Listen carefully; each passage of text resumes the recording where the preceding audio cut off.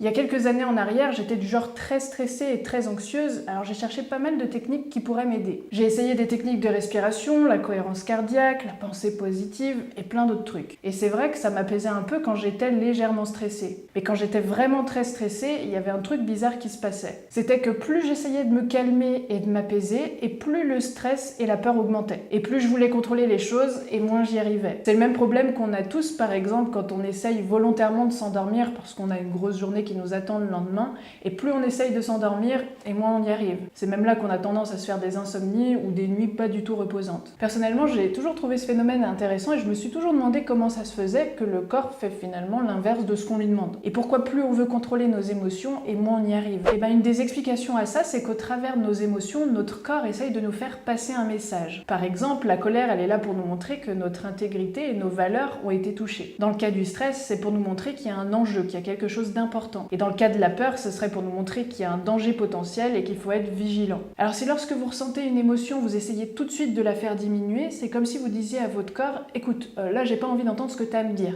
Et ça, il aime pas du tout, parce que son message est important. Alors évidemment, pour se faire entendre et pour être sûr que son message passe, le seul moyen qu'il a trouvé, c'est de crier plus fort. Et c'est pour ça qu'il augmente l'intensité des émotions. Vous savez, c'est un peu comme ce genre de discussion où chacun essaye de crier plus fort que l'autre. Je sais pas ce que vous en pensez, mais ces conversations, elles sont rarement productives. Pire encore, elles ont même vite tendance à dégénérer. Alors qu'à la base, on n'avait pas du tout prévu que ça monte aussi haut dans les tours. On voulait juste faire une remarque, comme par exemple quand on dit à notre conjoint qu'il fait rarement les tâches ménagères. Et au final, vous vous retrouvez à vous disputer. Alors quand on essaye de diminuer nos émotions, tout ce qu'il en ressort de cette stratégie, c'est que 1, ça nous épuise, et 2, ça empire le problème. Mais imaginez maintenant si dès le début vous aviez écouté ce que votre corps voulait vous dire. Il n'aurait pas eu besoin d'envoyer son message aussi fort. Mais si à l'inverse vous continuez de fuir ou de lutter contre vos émotions en essayant de les apaiser, c'est normal que le stress finisse toujours par revenir. Parce que ce à quoi vous résistez persiste. En gros, essayer de se calmer en tentant de diminuer le stress ou la peur, c'est comme si vous mettiez de l'huile sur le feu pour espérer l'éteindre. Et je pense que vous serez d'accord avec moi pour dire que c'est pas du tout une bonne idée. Bon alors du coup, vous vous demandez certainement comment on fait alors pour se sortir de ce cercle vicieux.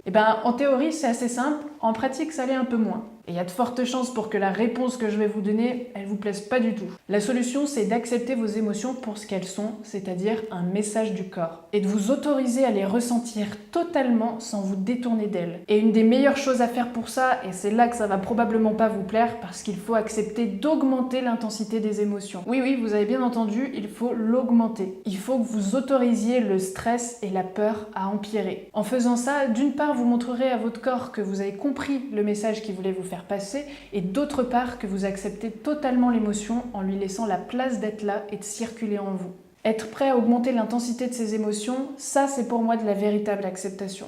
Alors, je sais ce que vous vous dites. On pourrait croire comme ça a priori qu'en augmentant le stress, on va se créer une crise d'angoisse. Pourtant, c'est vraiment de la logique et de la stratégie pure et dure. Si le fait de diminuer le stress, ça l'augmente, il faut faire l'inverse tout simplement, c'est-à-dire augmenter le stress pour qu'il diminue. Alors oui, je sais, c'est bizarre. Moi, la première, je voulais pas du tout tester cette technique. Et comme j'ai dit au tout début de cette vidéo, j'avais essayé plein de techniques, mais il y avait rien qui fonctionnait vraiment puisque la peur était toujours un problème pour moi. Alors au bout d'un moment, j'étais tellement désespérée que je me suis dit que j'étais plus à ça près. Au pire des cas, j'allais me refaire une énième crise d'angoisse. Mais au moins, celle-là, je me la serais provoquée moi-même. Et rien que ça fait déjà toute la différence et je vous en reparlerai bientôt. Parce qu'en agissant de cette manière, on reprend le contrôle et on ne subit plus. Alors moi, j'ai une approche assez simple dans la vie. C'est que si quelque chose fonctionne, je continue, mais si ça marche pas, je change de stratégie. Comme dirait Anthony Robbins, si vous faites toujours la même chose, vous obtiendrez toujours la même chose. Alors si vous essayez de faire diminuer le stress et que ça marche, c'est-à-dire que vous vous sentez mieux, continuez. Mais si au bout d'un moment vous apercevez que vous faites tout pour essayer de diminuer le stress, mais que ça ne marche pas et que ça a même tendance à empirer le problème,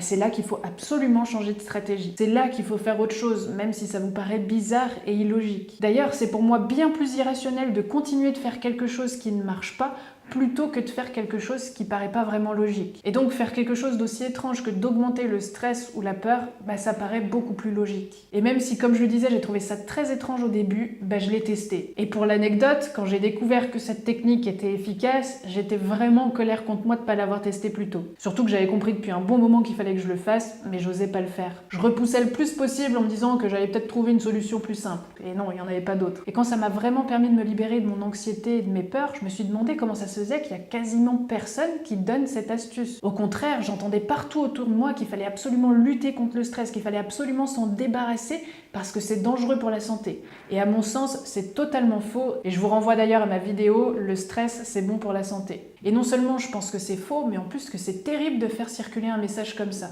Parce que les personnes qui sont vraiment stressées au quotidien et qui ont des peurs quelconques, elles culpabilisent après de ressentir ce genre d'émotions. Au point même qu'elles en arrivent à se persuader qu'elles sont pas normales et qu'il y a quelque chose qui cloche chez elles et qu'elles devraient pas ressentir ça. Et vous allez m'entendre le répéter très souvent, mais toutes les émotions que vous ressentez sont normales et importantes. Et même s'il y en a certaines qui sont très désagréables, il n'y en a pas une mieux qu'une autre. Alors cette technique d'augmenter le stress, elle s'applique aussi bien pour du stress, de l'anxiété, des angoisses, que des véritables phobies. Et d'ailleurs, plus les phobies sont intenses et plus ça devient essentiel d'augmenter la peur. Alors si vous n'êtes pas encore très bien convaincu de cette technique d'augmenter le stress, je vous parlerai très bientôt d'une étude scientifique qui semble valider qu'en augmentant le stress, on peut se libérer de symptômes dépressifs. Je vous invite en attendant à regarder une autre de mes vidéos qui s'appelle « Les stratégies pour lutter contre la peur » pour que vous compreniez pourquoi cette stratégie est efficace. Le livre de Giorgio Nardone, « Dépasser les limites de la peur », explique aussi tout ça plus en détail. Et sinon, j'ai moi-même écrit un livre sur le sujet de la peur dans lequel je décris plus d'une vingtaine de techniques concrètes à mettre en place pour ne plus avoir peur d'avoir peur.